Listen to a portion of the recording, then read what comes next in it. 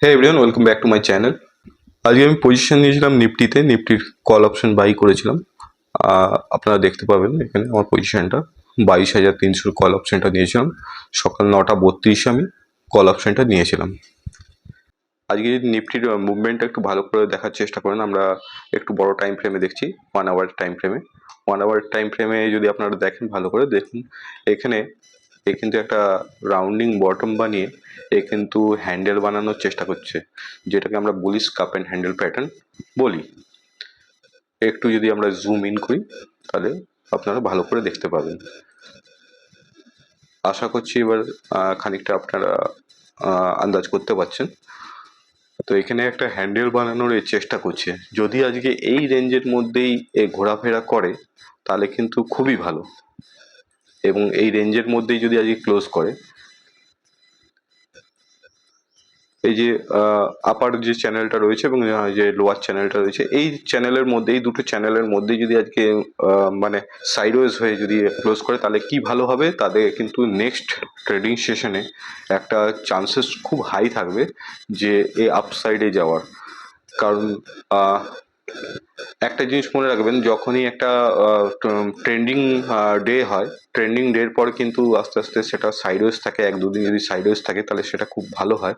সেক্ষেত্রে আপসাইড বা ডাউন সাইডে বোথ সাইডেই একটা যাওয়ার খুব ভালো চান্স থাকে, আবার ট্রেন্ডিং হওয়ার একটা চান্স থাকে। তো আপনারা জানেন যে কিছুদিন আগেই মানে আমাদের যে 27শে মার্চ যে ট্রেডিং সেশন ছিল, সেই ট্রেডিং সেশনে একটা ভালো আপসাইড মুভ দিয়েছিল, এবং লাস্ট 15-20 মিনিটে মার্কেট একটু ডাউন সাইডে এসেছিল। তারপরে নেক্সট ডেতে মানে সোমবার গ্যাপ আপ ওপেনিংয়ের সাথে সাইডওয়েজ চলতে থাকে, এবং আজকেও কিন্তু অনেকটাই সাইডওয়েজ সোমবারের যে চ্যানেল, সেই চ্যানেলের মধ্যেই কিন্তু ঘোরাফেরা করছে।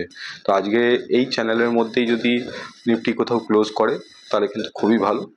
আগামীকালের ট্রেডিং সেশনে একটা আপসাইডে যাওয়ার খুব ভালো একটা পোটেন্সিয়াল থাকবে, কারণ দেখতেই পাচ্ছেন যে এটা একটা bullish cup and handle pattern বানানোর চেষ্টা করছে।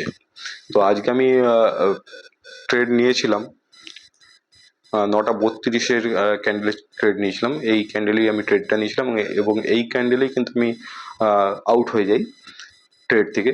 কারণ আমার নেওয়া উচিত ছিল এই জায়গায়, কিন্তু প্রিমিয়াম সেইভাবে মুভ করছিল না, যার জন্য আমার নিতে একটু দেরি হয়ে গেছে বলতে পারেন। তো ওভারঅল আমি 1400 টাকার প্রফিট আজকে করেছি, দেখতে পাবেন আপনারা 1447 টাকার প্রফিট করেছি। আমি একবার রিফ্রেশ করে দিচ্ছি, 1447 টাকার প্রফিট করেছি। এবং অর্ডার বুকটাই যদি দেখেন, 9:32 ক্যান্ডেলেই আমি কিন্তু ট্রেডটা নিয়েছিলাম, এবং 9:29 ক্যান্ডেলে নিয়েছিলাম, এবং 9:32 ক্যান্ডেলে বেরিয়ে যায়। 9:29 ক্যান্ডেলটা কোনটা আমরা একটু ভালো করে দেখে নিই। 9:29 ক্যান্ডেল হচ্ছে এইখানে, এইখানে কোথাও নিয়েছিলাম, এবং দেখুন একদম back to back green candle দিয়ে ক্লোজ করে, এবং 9:32 ক্যান্ডেলে আমি বেরিয়ে যাই, এই ক্যান্ডেলেই আমি বেরিয়ে যাই। যদি আমার আর একটু দাঁড়ালে হয়তো আমার প্রফিটটা বেশি হতো। তো যাই হোক, আমার রিস্ক টু রিওয়ার্ড ঠিক ছিল, কারণ আমার এই জায়গায় স্টপ লসটা আমি ভেবে রেখেছিলাম এই জায়গায়। কারণ এই জায়গায় দেখুন একটা সাপোর্টের মতন রয়েছে, এখানে সাপোর্ট, এখানে সাপোর্ট, এবং এইখানেও কোথাও না কোথাও দেখুন সাপোর্ট নিচ্ছে। তো এই জায়গাতেই আমি ক্যান্ডেলটা ভেবেছিলাম যে যদি এর নিচে ক্লোজ করে তাহলে আমি কিন্তু বেরিয়ে যাবো। দেখুন এখানে সাপোর্ট, এখানে সাপোর্ট, এবং এইখানেই আমি ভেবেছিলাম যে আমার স্টপ লসটা থাকবে। তো আমার রিস্ক টু রিওয়ার্ড এখানে ঠিক ছিল, সেই হিসাবে আমার নেওয়া। তো কালকের ট্রেডিং সেশনে যদি নিফটি এই চ্যানেলকে যদি পার করে উপরে যায়, তাহলে সেক্ষেত্রে একটা আপসাইডের পোটেন্সিয়াল থাকবে। তবে এখানে ব্রেকআউট দেওয়ার সঙ্গে সঙ্গে কিন্তু নিয়ে নেবেন না। এখানে ব্রেকআউট দেওয়ার পরে দেখবেন যে 22,500 উপরে, 516 উপরে কি সাস্টেন করছে।